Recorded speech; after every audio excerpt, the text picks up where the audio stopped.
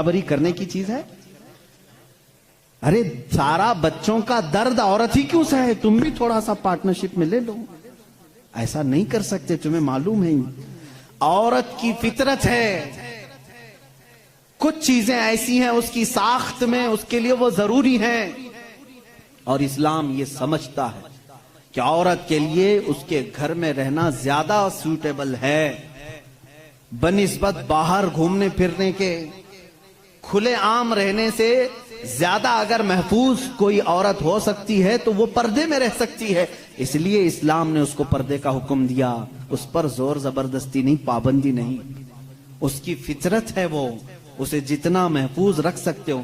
اب خریدنے والی چیزوں میں ہی آپ دیکھ لینا.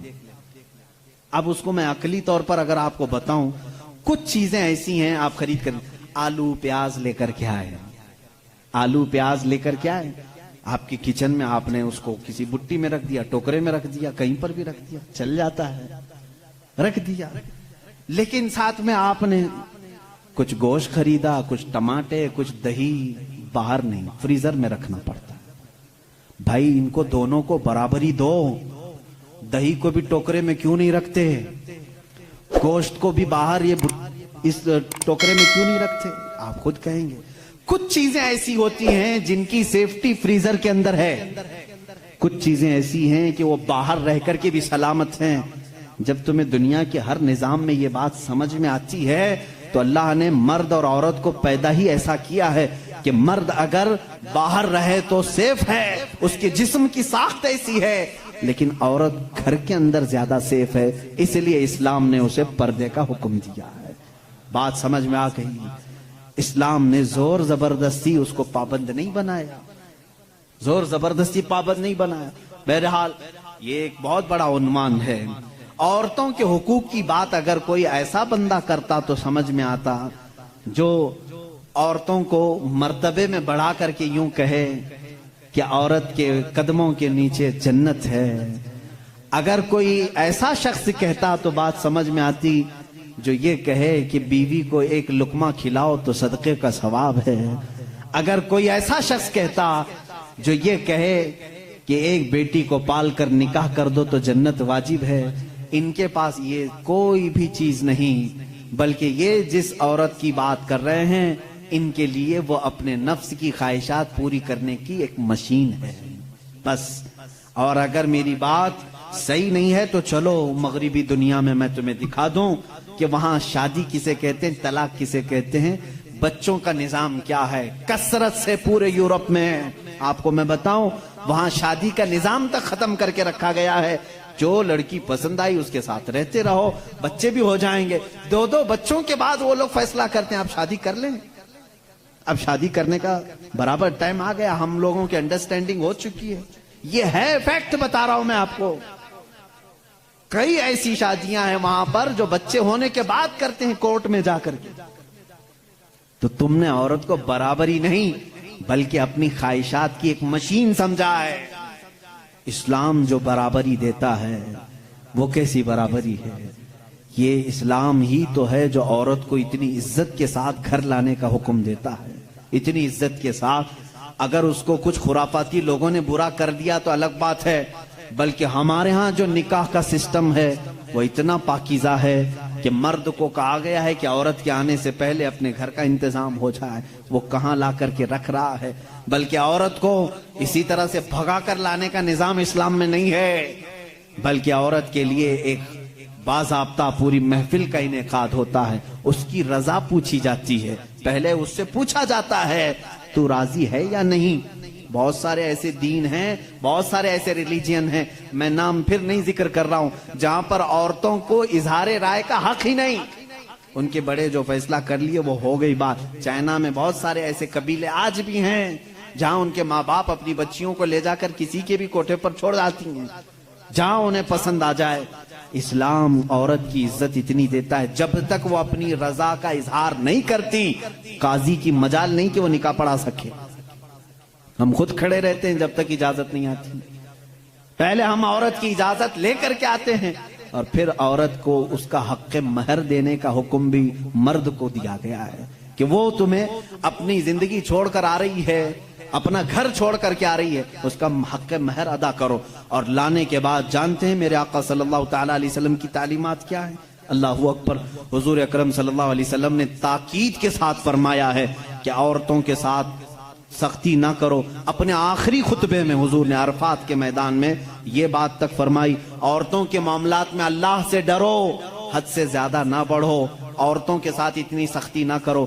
مارنے کو منع کیا، کبھی ان کے چہرے پر نہ مارنا، کبھی ان کے خاندان کو تانا نہ مارنا، کبھی ان کو اتنی بری گالی نہ دینا کہ دل ٹوٹ جائے. یہ تمام احکام اسلام نے اسی عورت کی عزت ہی کے لیے تو دیے ہیں. اور پھر جس وقت وہ آئے، بزرگوں نے یہ رواج بھی رکھا ہے کہ ہم اپنی بیٹیوں کو اپنے گھروں سے قرآن پاک دے کر کے رخصت کرتے ہیں، قرآن کے ساتھ اسے بھیجتے ہیں. اور گھر لانے کے بعد جانتے ہیں، یہ اعلیٰ حضرت رضی اللہ تعالیٰ عنہ نے لکھا بھی ہے.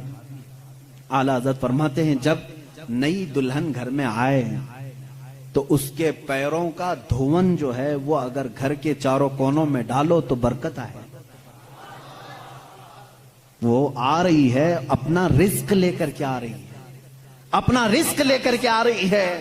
یہاں تک ہمارے لیے کہا گیا، بلکہ دولہے کو یہ بھی کہا گیا، اسی یہ بیان میں ساری باتیں نوجوانوں کو سمجھ میں بھی آ جائیں گی.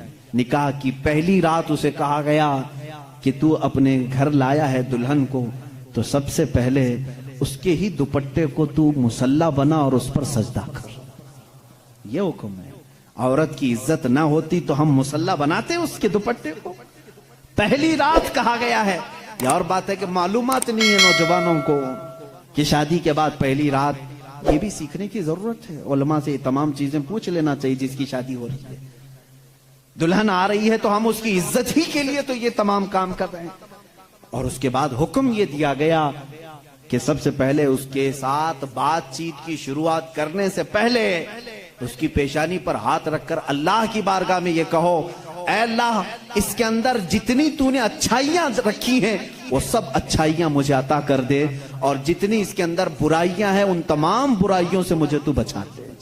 یہاں سے تو شروعات کر. ظاہر سی بات ہے، میں نے اس وقت محسوس کیا، چند دنوں پہلے ایک نوجوان کو تلقین کر رہے تھے، پیشانی پر جہاں بال اگتے ہیں وہاں ہاتھ رکھ کر کے دعا کرنا. تو اس نے پوچھا کہ حضرت دعا تو ایسی ہی کر سکتے ہیں، پیشانی پر کیا؟ میں بھی چونک گیا.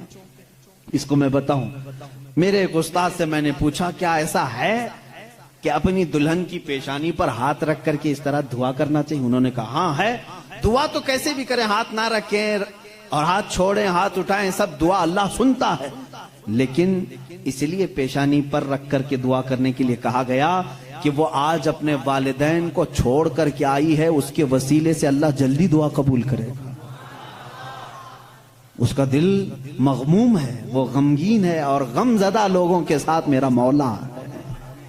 وہ اپنے والدین کو چھوڑ کر کے تیرے گھر آئی ہے، وہ مغموم ہے، بہت غم زدہ ہے. آج اس کی پیشانی پر ہاتھ رکھ کر کے دعا کرو. میرا اسی دن یہ ذہن سمجھ گیا کہ اسلام نے عورت کو وہ مقام دیا ہے، وہ عزت دی ہے.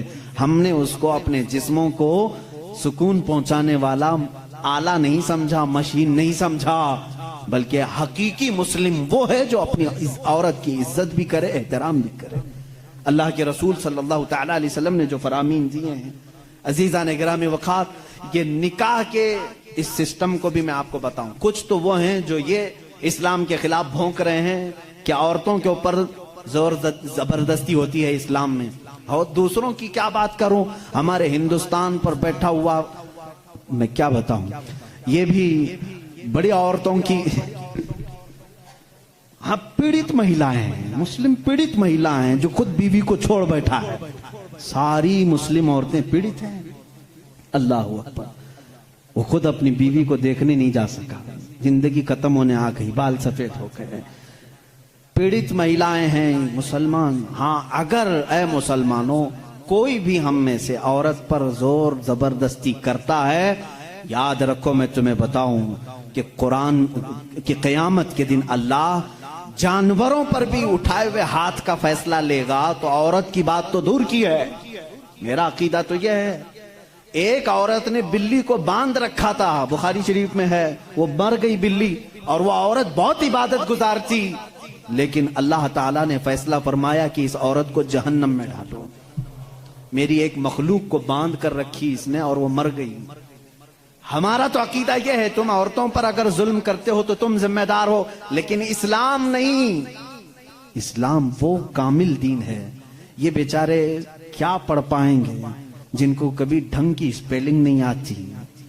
کبھی یہ ایک ایسا ہوتا ہے کہ ڈمرو بجاؤ تو کوئی ناچتا ہے. اسی طرح سے کچھ لوگ پیچھے سے کچھ لکھ کر کے دیں، کچھ بیان کرنے کے لیے، تو کچھ لوگ کہہ جاتے ہیں، ان کو خود نالج نہیں ہوتی.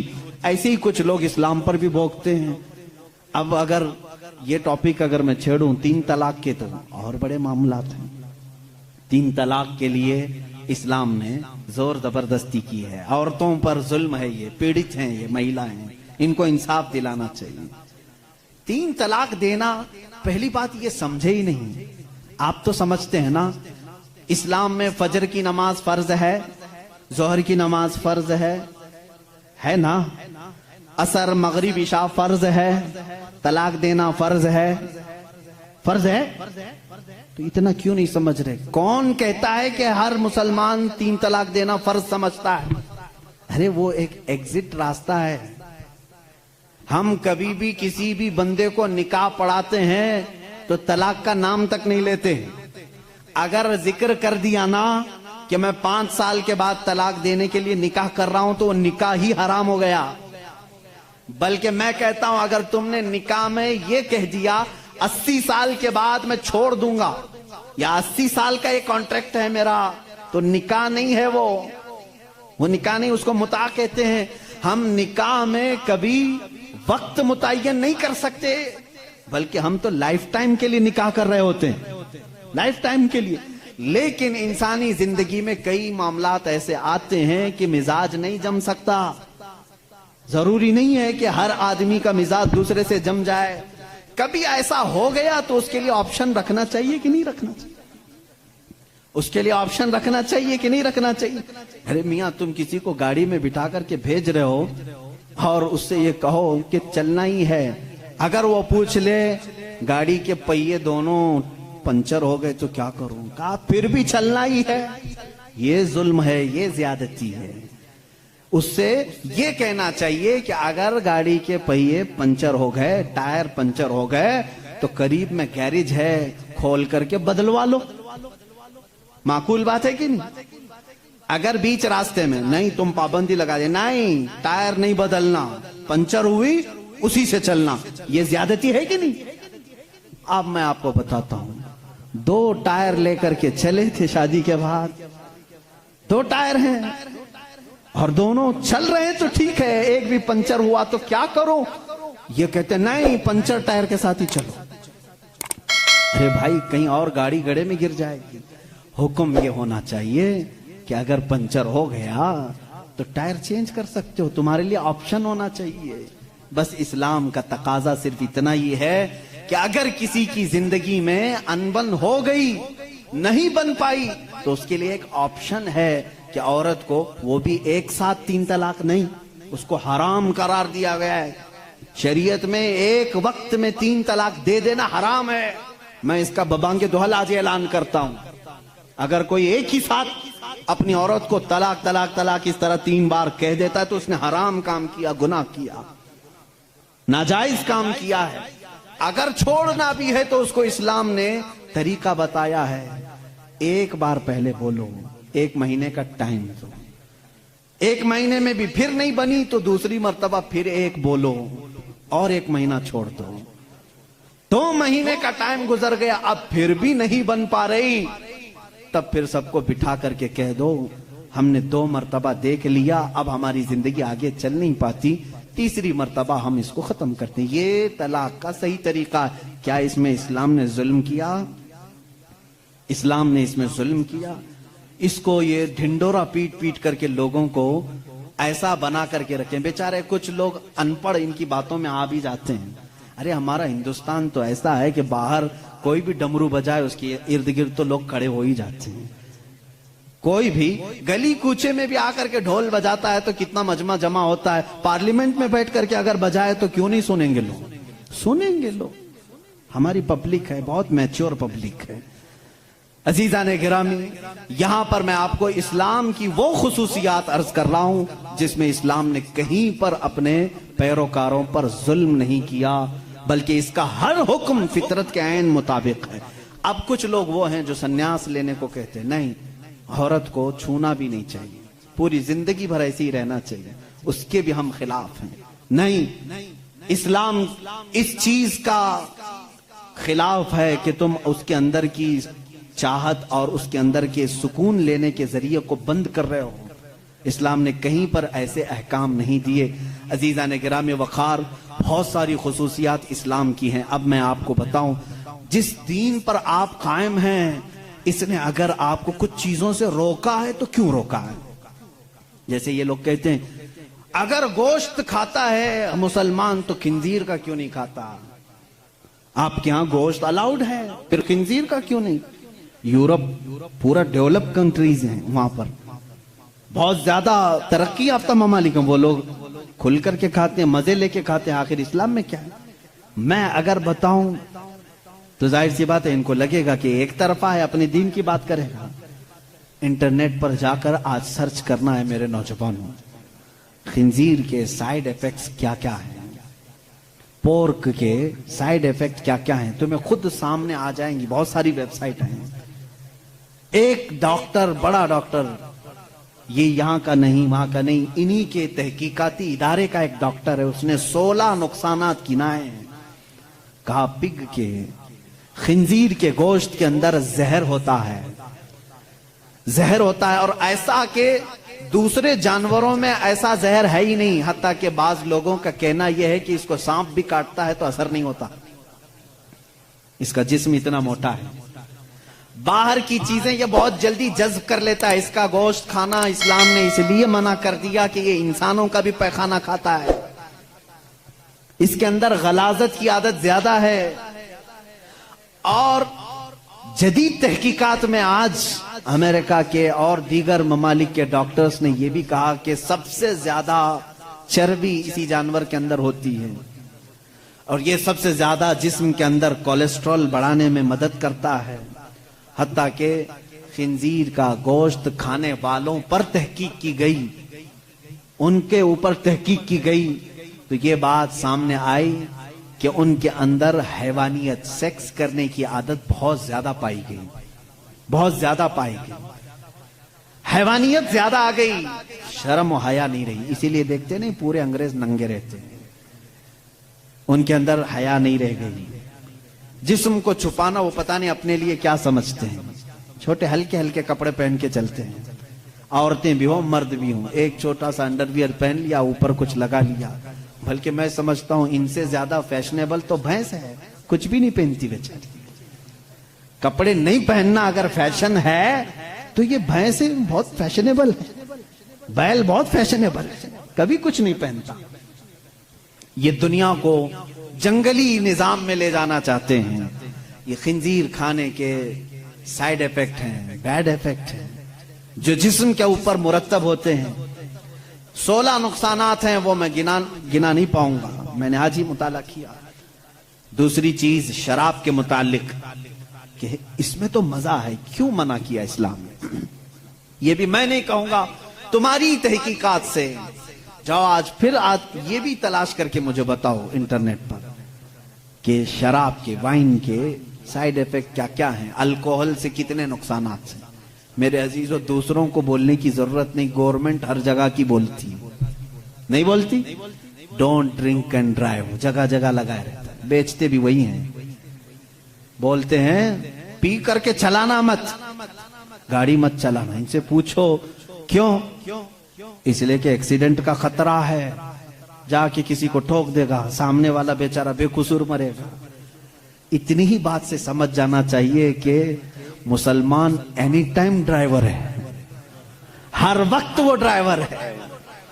مجھے ایک پرانی بات یاد آئی، ایک مسلمان، وہ بھی کسی ویسٹرن کنٹری کا ہی تھا، پلین میں سفر کر رہا تھا، ایئر ہوسٹس نے اس کو شراب پروسا، سب کو دے رہے تھے۔ اچھا یہ بھی میں آپ کو بتا دوں، الگ الگ ناموں سے یہ شراب سپلائی کرتے ہیں۔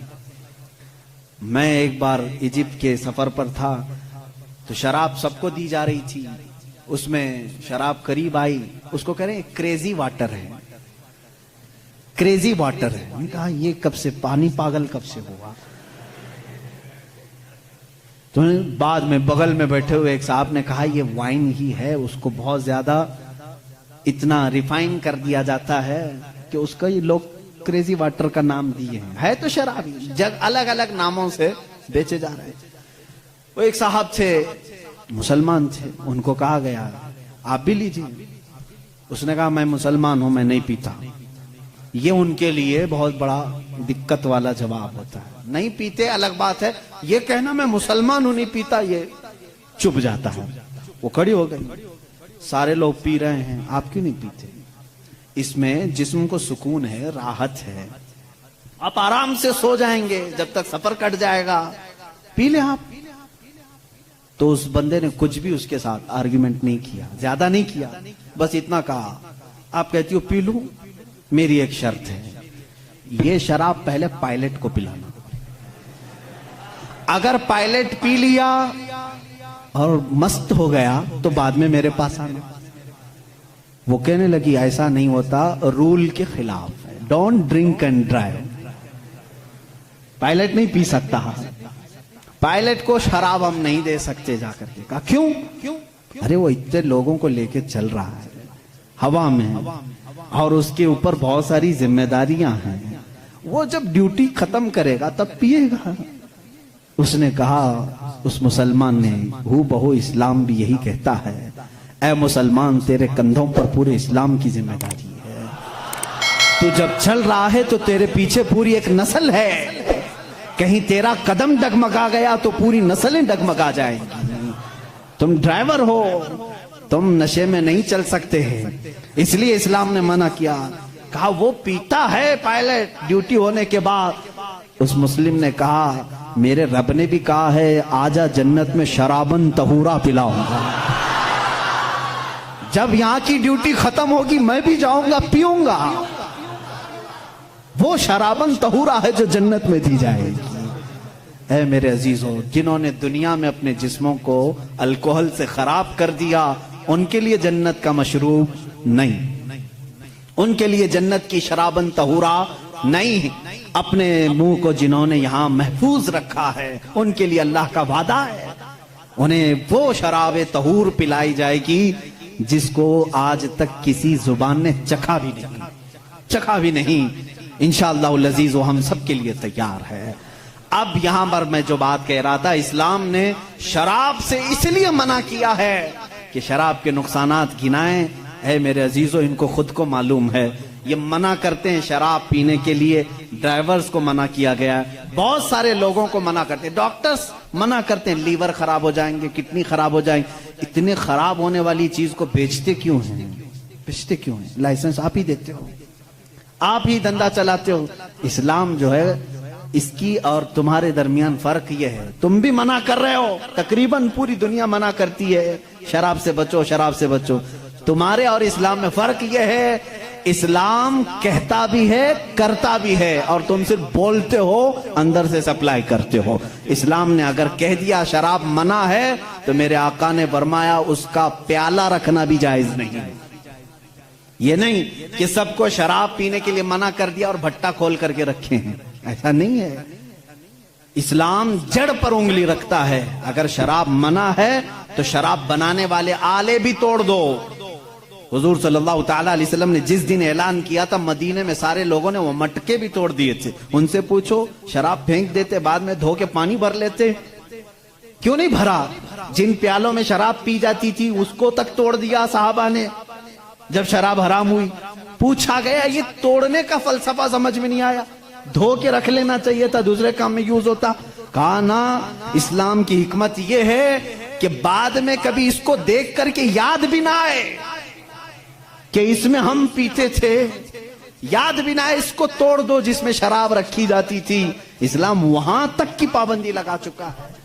اے میرے عزیزو، بہت ساری خصوصیات ہیں، جس دین پر آپ قائم ہو یہی کامل دین ہے، یہی اکمل دین ہے، اس میں نقص اور عیب کی ایک بھی گنجائش نہیں۔ میرا ٹاپک اور طویل تھا، لیکن وقت کی گنجائش نہیں ہے، ہمیں جلدی بات سمیٹنے کا کہا بھی گیا ہے۔ کل سے انشاءاللہ العزیز میں اور جلدی شروع کرنے کی کوشش کروں گا تاکہ آپ تمام حضرات اپنے وقت پر جلد سے جلد پہنچ جائیں۔ آخری میری چند باتیں یہ سن لو، جس دین فطرت پر آج ہم سب عمل کر رہے ہیں، اے میرے غیور نوجوانوں، میں نے کل بھی یہ بات کہی تھی کہ کبھی اپنے آپ کو ہلکا مت سمجھنا۔ تم جس دین پر قائم ہو، فخر سے کہو گے کہ میں مسلم ہوں، فخر سے کہو گے الحمدللہ میں اسلام پر ہوں، کیونکہ دنیا آج اس طرح کے پروپیگنڈے پھیلا رہی ہے، یہ ٹی وی میڈیا کے ذریعے، یہ دجالی میڈیا ہے جو پورے بیٹھے ہوئے ہیں، یہ دجال کی فوج ہے، پورے حق کو باطل بنانا، باطل کو حق بنا کر کے پیش کرنا۔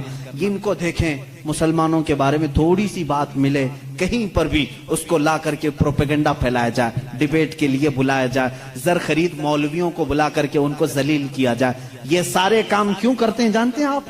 یہ ٹی وی شوز میں صرف اس لیے کہ یہ نوجوان اپنے آپ کو گلٹی فیل کرے، ارے کیا یار میں غلط کر دیا، مسلمان ہو گیا، دیکھو ہمارے مسلمانوں کے ساتھ کیا ہے۔ اور پھر یہ کیا کرنے لگتا ہے، دھیرے دھیرے اپنے آپ کو چھپانے لگتا ہے، دوسروں کے سامنے جا کر کے کہنے لگتا ہے نہیں نہیں نہیں میں ویسا مسلمان نہیں ہوں، ایسا مسلمان نہیں۔ تم صفائی دینے لگ جاتے ہو، ان کی باتوں میں آ گئے، تم ان دجالی لوگوں کی باتوں میں بہک گئے۔ تمہیں فخر سے یہ کہنا چاہیے تھا تم جس کا پروپیگنڈا کر رہے ہو، میں اس مسلمان کو نہیں مانتا جو غلط کرتا ہے، میں تو جس مسلمان کو اپنا آئیڈیل سمجھتا ہوں وہ حیدر کرار ہے، میں جس مسلمان کو آئیڈیل سمجھتا ہوں وہ عثمان ابن عفان ہے، میں جس کو آئیڈیل سمجھتا ہوں وہ عمر فاروق ہے، میں جس کو آئیڈیل سمجھتا ہوں وہ صدیق اکبر ہے، بلکہ میرا پورا نمونہ زندگی اگر کسی کے ارد گرد گھومتا ہے وہ محمد رسول اللہ ہے۔ میں کسی ایسا کا عاشق نہیں ہوں کہ تم مجھے بلیم کرو کہ تم کمزور لوگ ہو، تم لوگ ایسے ہو ویسے ہو، نہ، میں کبھی بھی اسلام کو ہلکا نہیں سمجھتا۔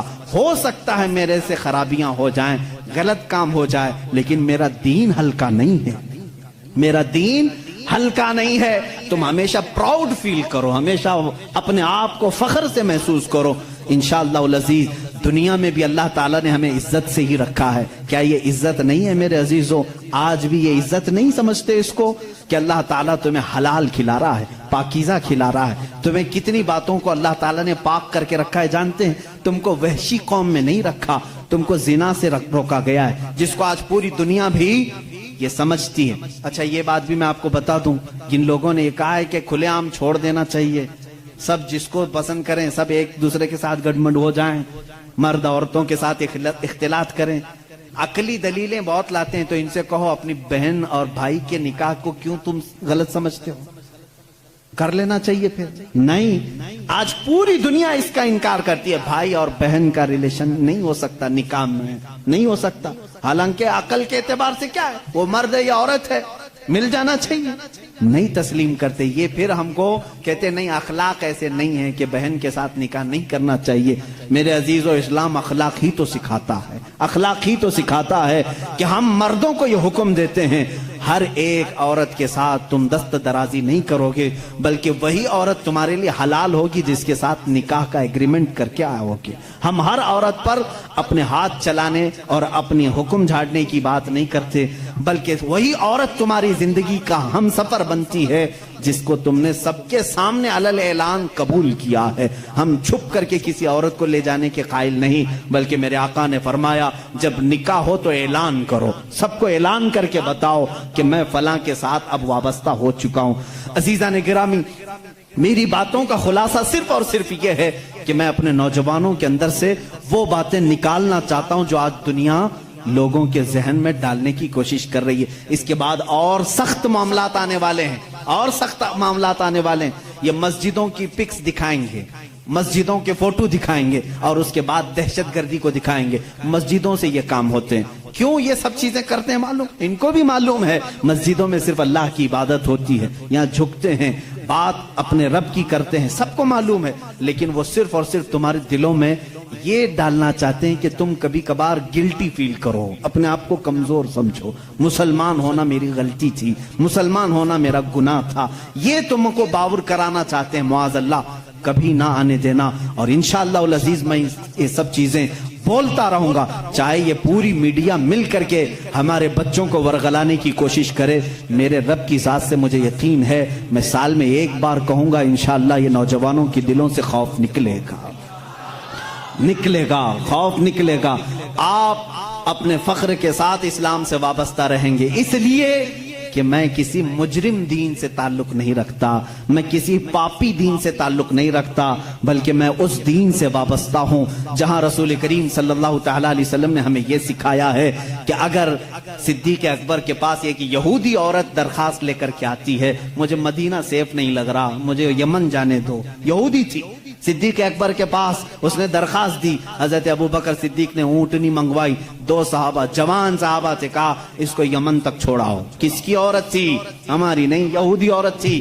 اب اسی یہودی عورت سے سنو یہ 2 نوجوان کیسے لے کر کے گئے، یمن تک چھوڑنے کے لیے گئے۔ وہ عورت یمن پہنچی تو وہاں جا کر کے اس کا الگ ہی معاملہ تھا۔ یہ دونوں نوجوانوں کے بارے میں وہ بتاتی ہے، سارے لوگوں کو جمع کر کے، میں سمجھتی تھی کہ مدینہ سیف نہیں ہے، سارے مسلمان جمع ہو گئے، اب یہاں پر سب مسلمان بھر گئے، لیکن میں نے یہ 2 نوجوانوں کو دیکھا، مدینے سے لے کر یمن تک یہ میرے ساتھ آئے، لیکن ایک بار بھی انہوں نے سر اٹھا کر میری طرف دیکھا نہیں۔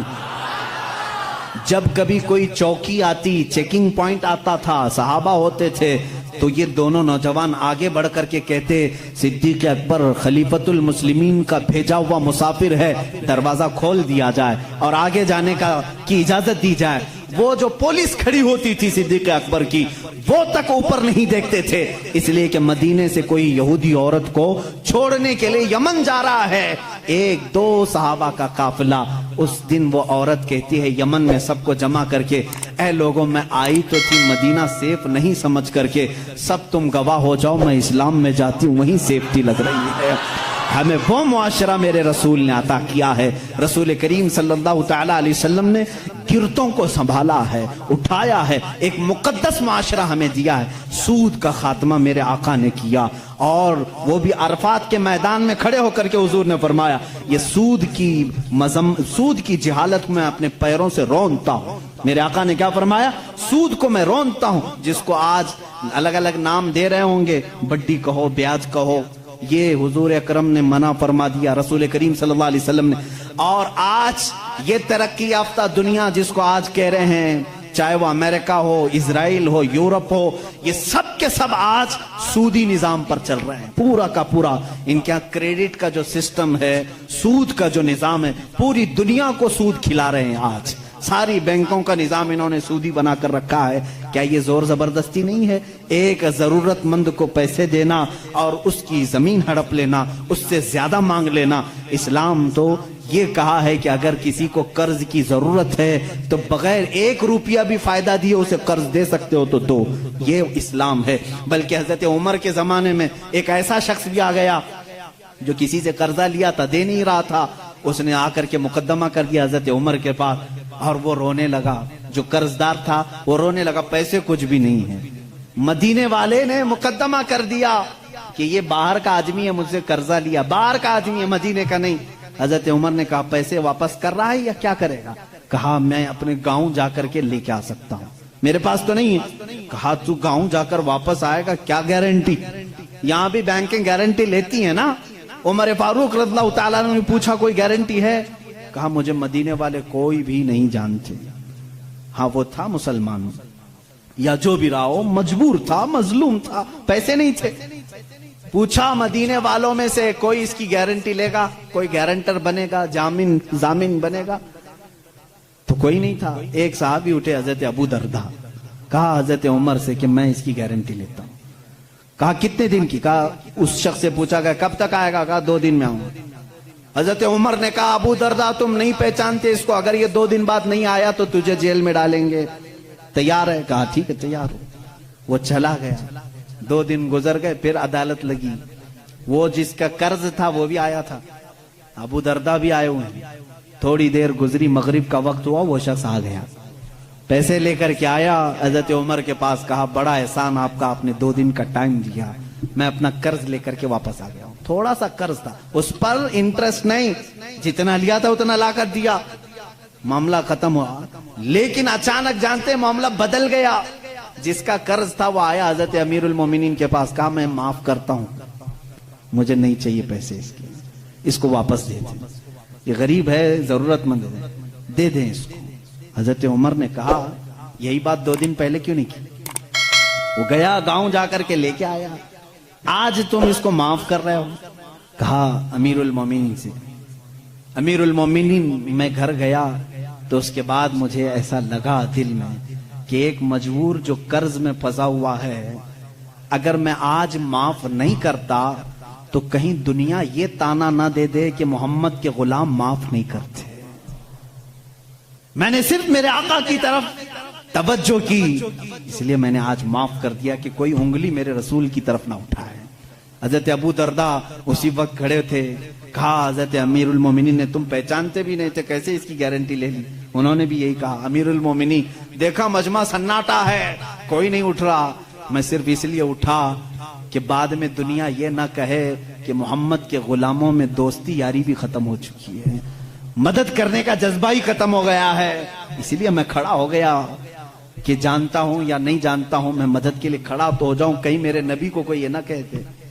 وہ شخص جو قرضہ لے کر کے آیا، امیر المومنین نے اس سے پوچھا آخر تو گیا تھا، جا سکتا، غائب ہو گیا، تجھے کون پکڑنے آتا؟ اس نے کہا امیر المومنین 2 دن سے اسی بے چینی میں تھا، چاہتا تو بھاگ جاتا، اسی لیے لوٹ آیا کہ بعد میں دنیا یہ نہ کہے کہ محمد کے غلام وعدہ خلافی کرتے ہیں، غدار نہ کہیں رسول کے غلاموں کو، اس لیے ہم لوٹائے۔ میرے نبی نے وہ اسلام دیا ہے، سود کے نظام کو ختم فرمایا ہے، اور حضور صلی اللہ علیہ وسلم نے فرمایا زور زبردستی کسی پر نہیں، ہمارے ہاں کسی کالے پر کسی گورے کو فضیلت نہیں، کسی لمبے کو کسی ناٹے پر فضیلت نہیں، کسی بھی بڑے آدمی کو امیر کو غریب پر فضیلت نہیں، بلکہ ہمارے ہاں فضیلت اگر ہے کسی کو صرف تقوی اور پرہیزگاری پر ہے۔ آج جو اسلام پر بھونکتے ہیں وہ اپنی زمین نہیں سنبھال پا رہے۔ امریکہ میں کالے گورے کی لڑائی آج بھی چل رہی ہے، آج بھی چل رہی ہے، رائٹس اتنے ہیں، گورے کالوں کو مار رہے ہیں، کالے گوروں کو مار رہے ہیں۔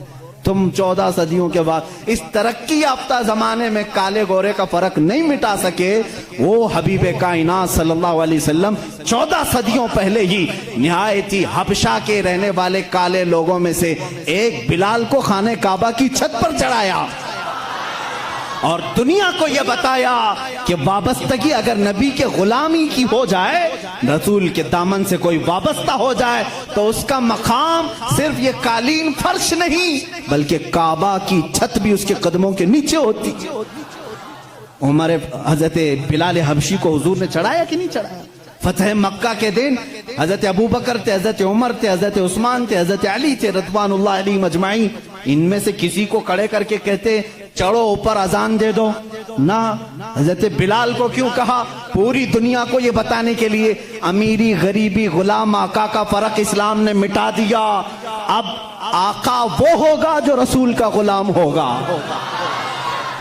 عزیزان گرام وقار، اسلام اس دین کو کہتے ہیں جس میں اونچ نیچ کا فرق نہیں، جہاں امیری غریبی یہ سارے سسٹم نہیں، یہ کاسٹزم کہاں سے اسلام میں نہیں۔ اگر تم برادری کے فرق کرتے ہو تو یہ جہالت ہے، ہمارے یہاں ان تمام چیزوں کی مذمت کی گئی ہے، اور یہ اسلام پر بھونکنے والے لوگوں سے پھر میں کہتا ہوں ذرا اپنے دامن میں جھانک کر کے دیکھ لو، آج بھی تمہارے ہاں مار توڑ ہے، اس برادری کا آدمی اس برادری سے شادی نہیں کر سکتا۔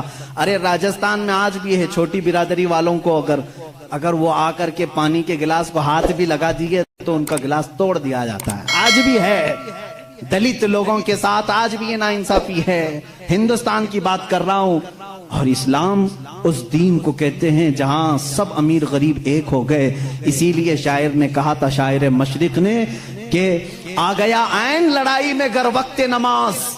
یہ اسلام کا فلسفہ ہے۔ آخری میں سمجھا رہا ہوں، اسلام کی ایکویلٹی کو، مساوات کو تم کیا سمجھ سکو گے؟ آج یہ جو برابری کے حقوق کی بات کرتے ہیں، میں ان سے کہتا ہوں ذرا کبھی کسی دلت کو پنڈت بنا کے دکھاؤ، کسی دلت کو، کسی SC/ST کو تم اپنے مندر کا پجاری بنا کے دکھاؤ، نہیں، اب شگن ہو جائے گا، اب شگن ہو جائے گا۔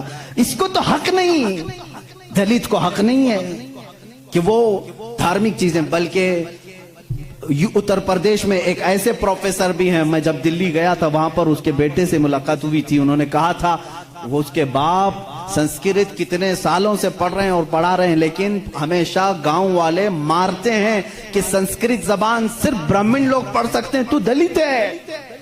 یہ کاسٹزم یہاں پر بھی چل رہا ہے، اس کے خلاف کیوں نہیں کوئی قانون لاتے؟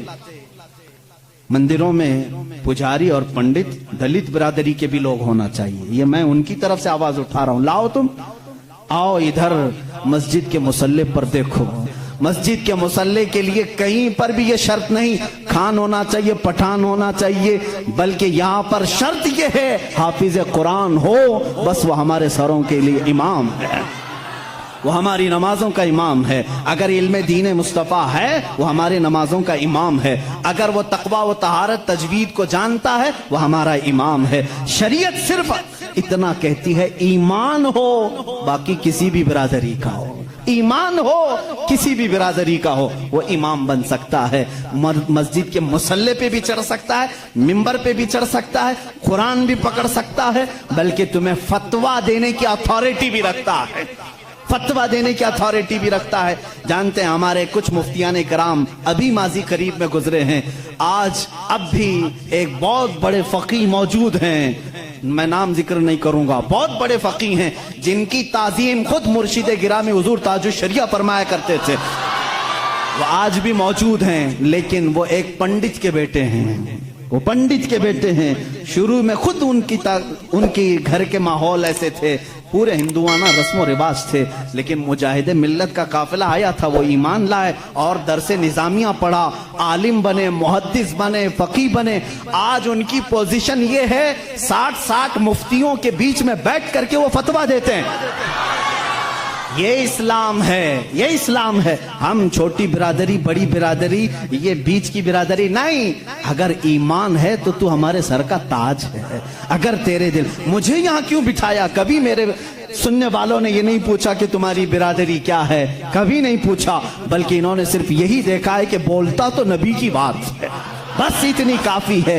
اسی لیے آخری یہ شعر پر میں اپنی گفتگو ختم کرتا ہوں۔ اقبال نے کہا تھا، آ گیا عین لڑائی میں گر وقت نماز، قبلہ روحوں کے زمین بوس ہوئی قوم حجاز، ایک ہی صف میں کھڑے ہو گئے محمود و ایاز، نہ کوئی بندہ رہا نہ کوئی بندہ نواز۔ یہ ہے اسلام، جس صف میں میرے آقا صلی اللہ علیہ وسلم نے صدیق اکبر کو کھڑا کیا، بغل میں بلال حبشی کو بھی کھڑا کیا، ایک جگہ عمر فاروق کو کھڑا کیا ہے، عثمان ابن عفان جو اپنے وقت کے کروڑ پتی نہیں، ارب پتی۔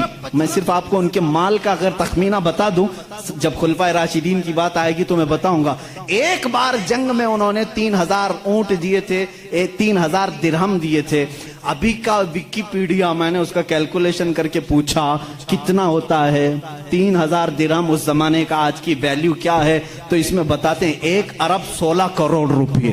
ایک وقت میں دان کرنے والا عثمان ابن عفان، ایک وقت میں خیرات کرنے والا، 1 ارب 16 کروڑ روپے خرچ کرنے والا عثمان ابن عفان اسی صف میں کھڑا ہے، اور بغل میں وہی علی کھڑا ہے جو دن میں 2 درہم کمایا کرتا ہے، رضوان اللہ تعالی علیہ مجمعین۔